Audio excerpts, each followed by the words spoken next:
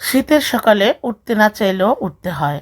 দেখেন বাচ্চারা ঘুম থেকে উঠেছে, বড় মেয়েটা তো ঘুমই হয় নাই। আর এইদিকে আমি কাজ নিয়ে ব্যস্ত, কারণ আজকে মেয়ের কোচিং আছে।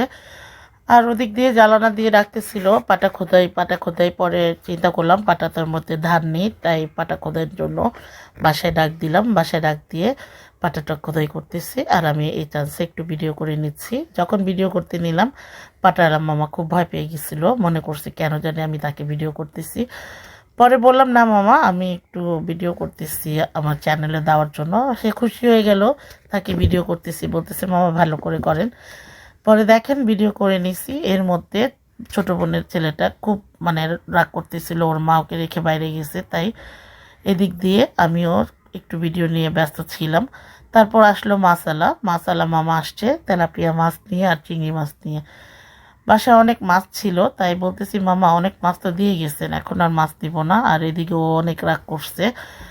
তারপর চুলায় রান্না বসিয়েছি, কারণ মেয়েকে নিয়ে কোচিংয়ে বের হতে হবে, এর মধ্যে ছোট মেয়েটাকে খাওয়াতে হবে।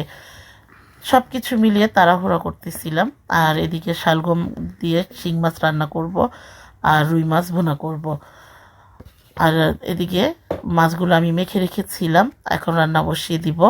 শিং মাছগুলো আমি আগে ভেজে নিচ্ছি, কারণ ভেজে রান্না করব শালগম। যদি আমার এই ভিডিওটা আপনাদের ভালো লাগে তাহলে অবশ্যই কমেন্ট করবেন, কমেন্ট করে জানাবেন কেমন হয়েছে।